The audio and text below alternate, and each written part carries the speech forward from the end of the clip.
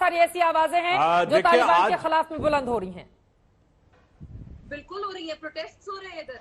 यहाँ पर देखिए, हकीकत तो यह है कि पाकिस्तान का जो आवाम है, जो पाकिस्तान की जनता है, उसका तो आज तक कभी हित हुआ ही नहीं। मतलब मैं एक पाकिस्तानी थिंकर का कोट कर रहा हूं जिसने अमेरिका में मुझसे कहा था, नाम लेने की यहां जरूरत नहीं है। उनसे पूछा मैंने कि इतने साल की आजादी के बाद आपको क्या लगता है, पार्टीशन के बाद आपने क्या हासिल किया? तो जानते क्या बोले? हम आजाद हुए ही कब? मैंने कहा मतलब? कहा आजादी से पहले लंदन की हुकूमत जो तय करती थी वो हमारा मुस्तकबिल होता था, फिर वॉशिंगटन की हुकूमत जो तय करती वो हमारा मुस्तकबिल होता था, अब बीजिंग तय करता है। तो इनकी तो हालत ये रही कि 1971 के युद्ध के बाद जब इन्होंने ये आतंकवाद को प्रश्रय देने की अपनी ये शुरुआत की, और 1980 में जब अफगानिस्तान में रूस की फौजें आ गईं, तब आपने अमेरिका को अपना कंधा दिया और इन्हीं ताकतों को खड़ा किया। आज चाइना आपका यूज करना चाह रहा है। तो मेरे भाई, मैं कहना चाहता हूं, कब तक यूज होते रहेंगे आप? आपको असली आजादी कभी मिली ही नहीं, और आपने बाहर से किसी से लड़ाई लड़के जीती ही नहीं, केवल अपने लोगों के ऊपर करते रहे। कभी ईस्ट पाकिस्तान के बंगालियों के ऊपर, कभी बलूचियों के ऊपर, तो कभी पख्तूनों के ऊपर, तो कभी सिंधियों के ऊपर, कभी मुहाजिरों के ऊपर। तो आपको यह सोचना होगा कि आज जिस मुकाम पे आज आप आके खड़े हो गए। और अंत में एक बात कह दूं, यह बात हम नहीं कह रहे हैं, जैसे मोरा आलम जी ने कहा कि हम लोग इस तरह की बात करें। जनरल मुशर्रफ ने अपनी किताब में लिखा, वो आपके प्रेसिडेंट रहे, कि हमारी बहुत बड़ी गलती थी जब हमने उस समय अपनी धरती का यूज होने दिया 1980s में। अब इसके बाद क्या कहने को रह जाता है? तो मैं सब कुछ तो साफ है मोना आलम जी। मैंने कुछ और कहा है क्या? मैं यही कह रही हूँ कि पास्ट में इस तरह की चीजें हुई हैं, लेकिन अगर आप उसको आज के साथ जोड़ने की कोशिश करें तो करंट टाइम्स में इनका कोई ताल्लुक नहीं। अरे आपके प्रधानमंत्री बोल रहे हैं भाई, आपके प्रधानमंत्री बोल रहे हैं। प्रधानमंत्री की आवाज तो एक मुल्क की आवाज होती है ना, और प्रधानमंत्री बोल रहे हैं इस तरह की भाषा। इतने खुश हो जा रहे हैं लोग। फॉरेन मिनिस्ट्री प्रधानमंत्री की कैबिनेट है, उन्हीं की कैबिनेट का एक सबसे बड़ा मेंबर जो हमारा फॉरेन मिनिस्टर है, उन्होंने टीटीपी के लिए खत लिखा है कि टीटीपी के बारे में एक्शन ले। उनको इंडिया फंड करता है।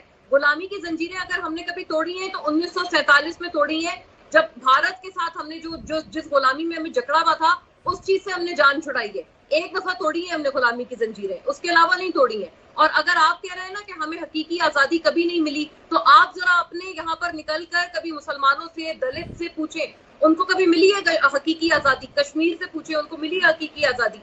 ये देखिए, अगर इस तरह से आप हमारे ऊपर बात करेंगे तो मैं भी आप पे बहुत सारी कर सकती हूँ। तो मैं सिर्फ टॉपिक पे स्टिक करना चाहती हूँ। तो जवाब भी सुन लीजिए सुधांशु त्रिवेदी जी, वो आपको कश्मीर याद दिला रही हैं और देश के भीतर भी बहुत। जवाब सुन लीजिए ना मोना आलम, अब सवाल खड़े कर दिया।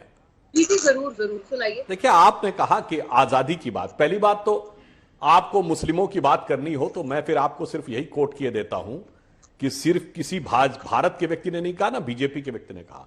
मार्क टेली बहुत बड़े पत्रकार हुए बीबीसी के, जो 26 साल हिंदुस्तान में रहे। उन्होंने 22 सितंबर 2019 को द इक्वेटर मैगजीन में लिखा है कि हिंदुस्तान के मुसलमान सबसे लकीएस्ट हैं, दे आर द लकीएस्ट। क्यों?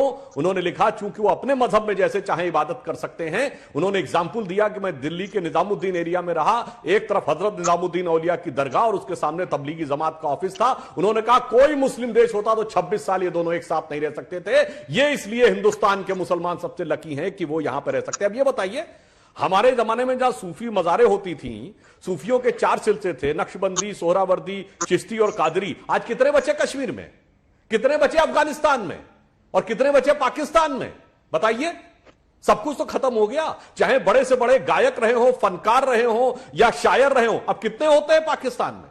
यहां तक कि अगर बॉलीवुड के भी एक्टर होते हैं तो हमारे यहां के हैं जिनके दीवाने आपके यहां से लेके और मिडिल ईस्ट तक लोग हैं, चाहे सलमान खान हो, आमिर खान हो, शाहरुख खान हो या दिलीप कुमार हो। आपके यहां कौन पैदा हुआ भाई? जब एक बार आप अगर इस तरह की टेररिज्म की चीजों पर आ जाते हैं ना, तो सब कुछ खत्म हो जाता। जबकि हकीकत में आपका ब्लड तो वही है जो हम लोगों का था, बाई रेस तो वही है, फिर भी एक तरफ बर्बादी का मंजर और एक तरफ खुशहाली का मंजर। आपके यहां ओसामा बिन लादेन पकड़ा जाता है, जो दुनिया का सबसे बड़ी टेररिस्ट ऑर्गेनाइजेशन अलकायदा का चीफ है, और दुनिया की सबसे बड़ी सॉफ्टवेयर की कंपनी माइक्रोसॉफ्ट का चीफ सत्य नडेला हमारे यहां से आता है, गूगल का चीफ हमारे यहां से आता है सुंदर पिचाई, और बड़ी बड़ी कंपनियों को उस पर, पेप्सी की सीईओ इंदिरा नूई हमारे यहां से आती है। आप क्या लश्कर तैयबा, जैशे मोहम्मद और इसके चीफ आते हैं? सोचिए, ये बात करने की बात नहीं है। आप समझदार हैं, कम से कम कमर चीमा जी, आप लोग सोचना चाहिए आपने अपनी आवाम को किस हालात में पहुंचाया। और ये सिर्फ मैं नहीं कह रहा हूं।